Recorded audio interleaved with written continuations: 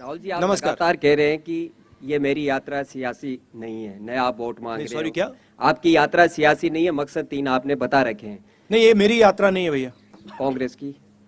हाँ, जन जन की हो जाएगी जो भी, मगर मेरी नहीं है। Best of luck.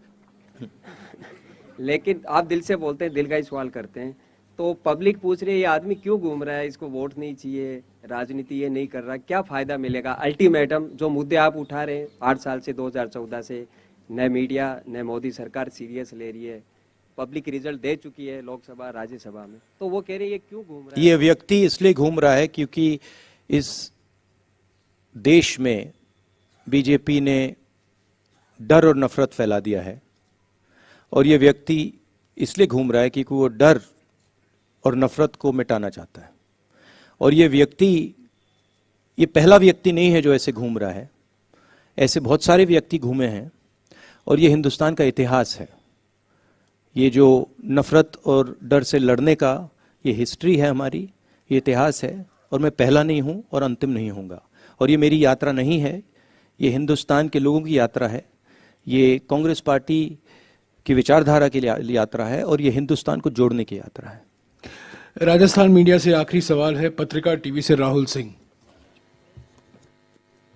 देखिए, हिंदुस्तान, एक और चीज जोड़ना चाहता हूं। देखिए, हिंदुस्तान में एक फैशन बन गया है, और ये प्रेस वालों ने भी थोड़ा फैलाया है, बीजेपी आरएसएस तो फैलाती है, कि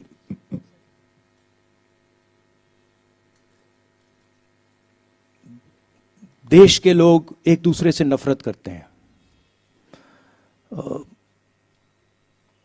मगर जो मुझे दिखा, और मैं अब तकरीबन 2500, कितने चले हैं जयराम जी? 2800 किलोमीटर चला हूं, तो थोड़ा तो मैंने देखा होगा। मुझे दिखा है कि इस देश में करोड़ों लोगों के दिल में एक दूसरे के लिए प्यार है, मोहब्बत करते हैं एक दूसरे से, भाईचारा है, और एक दूसरे के लिए लड़ जाएंगे, मर जाएंगे। और मुझे बहुत खुशी हुई, क्योंकि मैंने भी सोचा था कि भाई देश को खो क्या गया है, ऐसे देश में इतनी नफरत कैसे हो सकती है। और सच बताऊं तो मुझे बहुत अच्छी चीज देखने को मिली कि नफरत ऊपर से फैलाई जा रही है, उसमें आप लोग भी काम कर रहे हो, करना पड़ रहा है, मगर नीचे से आप देखें, प्यार है, भाईचारा है, इज्जत है, रिस्पेक्ट है, और यही इस देश की संस्कृति है, यही इस देश की हिस्ट्री है, इसको बदला नहीं जा सकता है।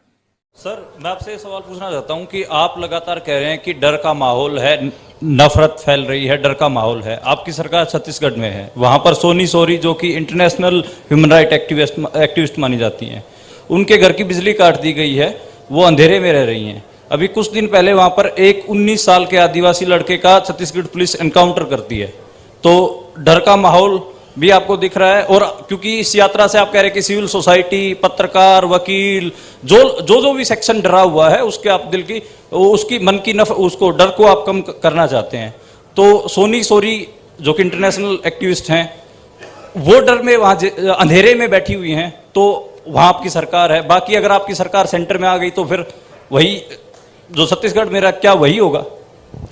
नहीं, सबसे पहली बात यह है, देखने की बात है कि ये जो आपने मेरे सामने सवाल रखा है, ये आप नरेंद्र मोदी जी के सामने रख सकते हैं क्या?